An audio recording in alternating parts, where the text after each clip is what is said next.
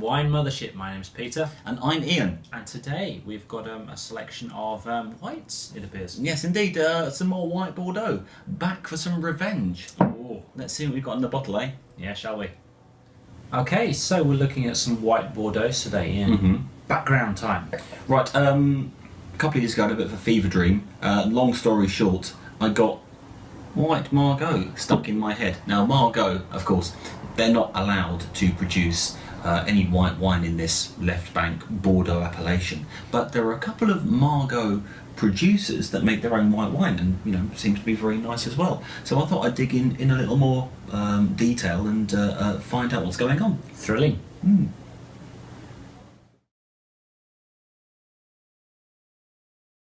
So, can I tell you a couple of things about white Margaux? You can. Okay, right. Basically, both of these wines have a few things in common. They're both made with Sauvignon Blanc, and they've got some Semillon in them. They both have seen some oak, and they've both been popped and poured. We haven't really decanted these. Shall we get into the first one? I think that's a good idea. Okay. Now, this is Le Blanc du Prieure-Lichine. This is a 2011, and this one is from 20-year-old vines, and it's a 60-40 blend of Sauvignon Blanc Semillon. Peter, do you want to have a drink of it? See what you reckon? I shall.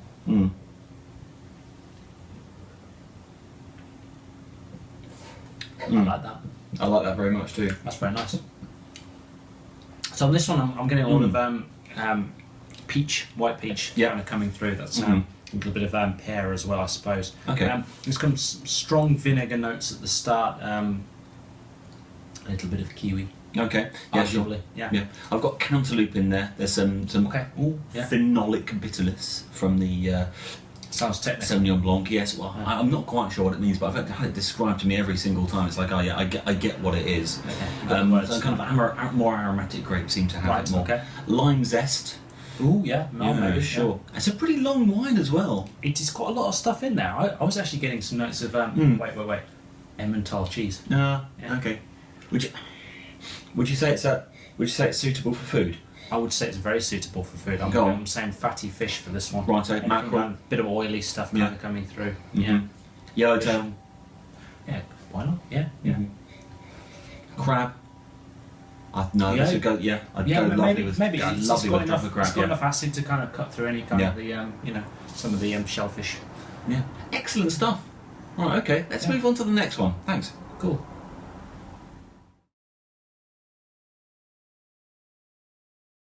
Wine number 2. Right, this is Alto from Chateau Cantenac-Brown. Also 2011, also a Semillon Sauvignon Blanc, but this one is 90% Sauvignon Blanc and 10% Semillon. Quite a different beast altogether. This one's 100% in 1-year-old barrels,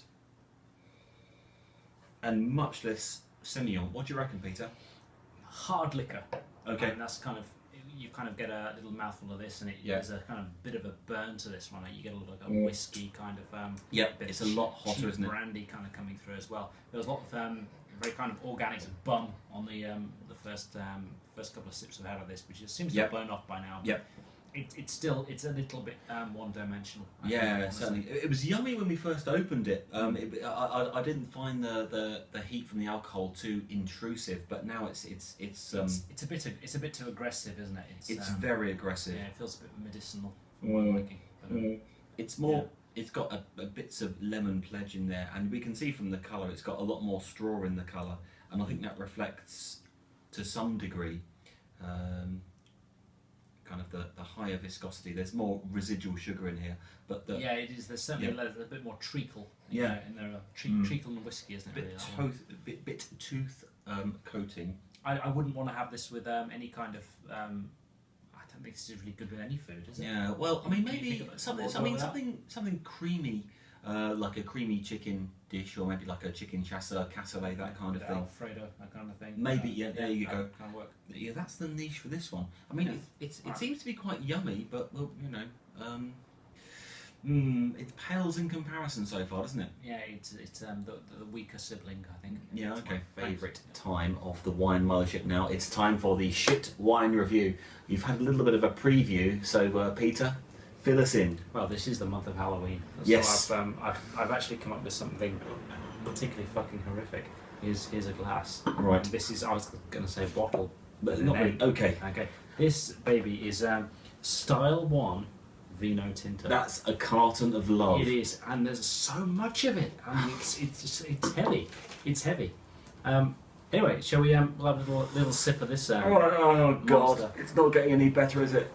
The nose. Basically, this reminds me of a Beaujolais Nouveau. I think this has gone through number one some carbonic maceration, like a Beaujolais Nouveau. Right. There's a lot of kind of skin contacty badness in here. Okay, good. Skin contacty badness. I like the way you're trying to explain this in purely like scientific chemical terms, because all I think is silage. Silage and kind of like, kind of anaerobic fermented, horrible bloody grass. Yeah. I'm getting a swamp. I'm also getting a little slurry on this one. Okay. And then I'm lifting this phrase, but old milk. This is quite spectacularly horrible, and I think you've got to add extra points for the sheer volume that they give you. I know this is not only the worst wine we've had by flavour, it's also the worst wine we've had by environmental dilemma. Because I'm not going to drink any more of this, and I don't really want to throw it down my my drain pipe. I've got a feeling like the environmental agencies are going to get on our ass if we kind of get rid of this stuff. So I think we need a licence for that kind of thing. I don't actually know how to dispose of this. No. Well, it's your problem. You brought it. You take it home. Okay. Well, Okay. I'll try and I'll leave it open so I can splash it down the road as I walk. But that's.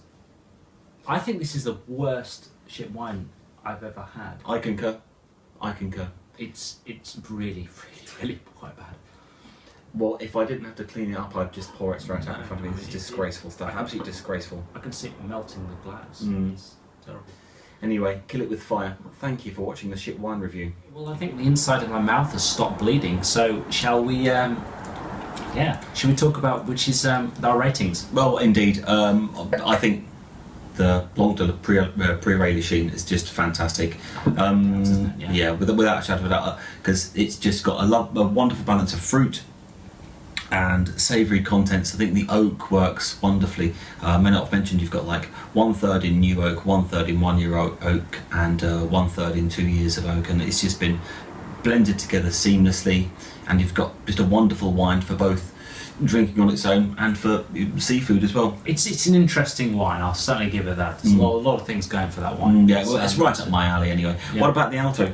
It's good. It's a little bit boozy. I'm liking. It's not that I'm not against booze, but it is. There's a little bit too much kind of like hard liquor in there when there should be some finer notes. Yeah, it's a bit heavy duty, isn't it? I was expecting something a little bit more light on its feet. And finally, the Vino Tinto. I mean, quite spectacularly awful. Yes, it really is terrible. I don't think if I spent 6 years perfecting the techniques required that I could make a wine quite this bad. It really is stunning in its incompetence. It's diarrhea in a carton, really. Yeah, okay.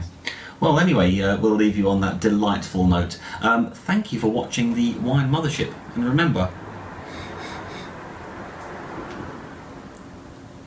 may the wine be with you. Always.